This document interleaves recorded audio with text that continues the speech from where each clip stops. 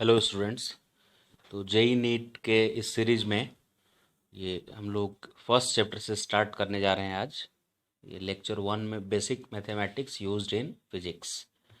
इसमें हम लोग एनसीईआरटी का फिजिकल वर्ल्ड चैप्टर कवर करेंगे और कुछ बेसिक मैथमेटिक्स चैप्टर पढ़ेंगे जो फिजिक्स में यूज होता है।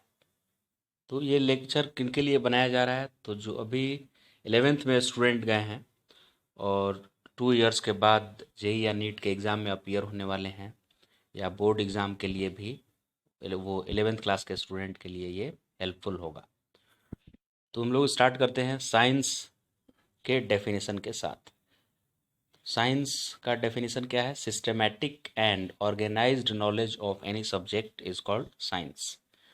जैसे अगर पॉलिटिक्स के बारे में भी सिस्टमैटिक और ऑर्गेनाइज्ड नॉलेज है तो उसको पॉलिटिकल साइंस कहते हैं। कुकिंग के बारे में जो सिस्टमैटिक ऑर्गेनाइज्ड नॉलेज है उसे होम साइंस बोलते हैं। तो वैसे ही हमारे कोर्स ऑफ स्टडी में सिस्टमैटिक और ऑर्गेनाइज्ड नॉलेज नेचर और नेचर के लॉ के बारे में जो है उसे साइंस कहा जाता है। साइंस को दो कैटेगरी में डिवाइड किया गया है। फिजिकल साइंस जो कि study of non living things है, और सेकेंड कैटेगरी है बायोलॉजिकल साइंस जिसमें हम लोग लिविंग थिंग्स के बारे में पढ़ते हैं। फर्दर बायोलॉजिकल साइंस को भी दो कैटेगरी में डिवाइड किया गया है, बॉटनी एंड जूलॉजी। बॉटनी में हम लोग प्लांट्स के बारे में पढ़ते हैं और जूलॉजी में एनिमल्स के बारे में पढ़ेंगे। फिजिकल साइंस में नॉन लिविंग थिंग्स के बारे में पढ़ा जाता है और उस नॉन लिविंग थिंग के स्टडी को 2 पार्ट्स में डिवाइड किया गया, केमिस्ट्री एंड फिजिक्स। केमिस्ट्री उसमें से क्या है? केमिस्ट्री में हम लोग मैटर, स्ट्रक्चर, कंपोजिशन और देयर रिएक्शंस ये सब पढ़ेंगे। मैटर मतलब एनीथिंग विच ऑक्यूपाई स्पेस, और जिसके पास मास है उसे मैटर बोलते हैं। तो मैटर का स्ट्रक्चर कैसा है, वो किन चीज़ों से बना हुआ है और वो दूसरे के साथ कैसे रिएक्ट करता है दूसरे के कांटेक्ट में आने पे, इसको केमिस्ट्री में पढ़ा जाएगा। फिजिकल साइंस के 2 पार्ट केमिस्ट्री और फिजिक्स में, केमिस्ट्री तो मैटर के स्ट्रक्चर के बारे में हो गया। अब इसको मैटर के स्टडी को 3 पार्ट में डिवाइड किया गया है, यानी केमिस्ट्री का 3 ब्रांचेज हैं। फिजिकल केमिस्ट्री में हम लोग स्ट्रक्चर एंड कंपोजिशन के बारे में पढ़ते हैं, किन चीज़ों से मिलकर मैटर बना है, electron, proton, neutron, atomic structure, chemical bonding, इन सब चीज़ों के बारे में। और ऑर्गेनिक केमिस्ट्री में हम लोग रिएक्शंस के बारे में पढ़ते हैं, कार्बन कंटेनिंग कंपाउंड के रिएक्शन के बारे में।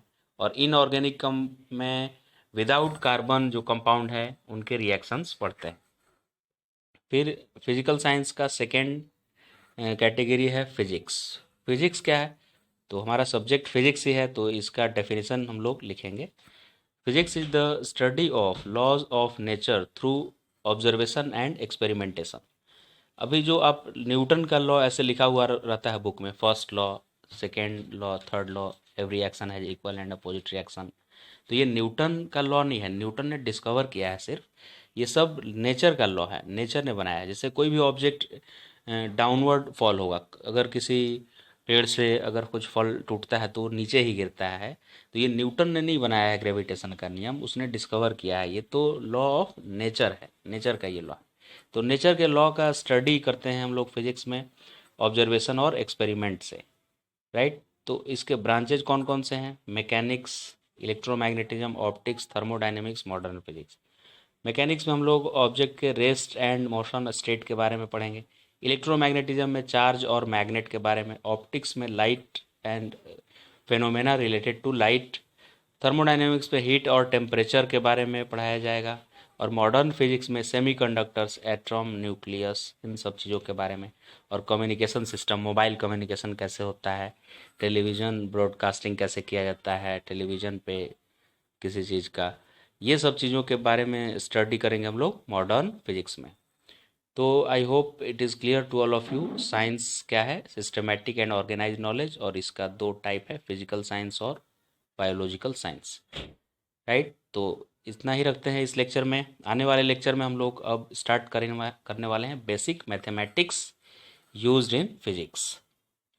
तो ये इंट्रोडक्शन लेक्चर था इसका, और नेक्स्ट लेक्चर से हम लोग स्टार्ट कर देंगे पढ़ना बेसिक मैथमेटिक्स।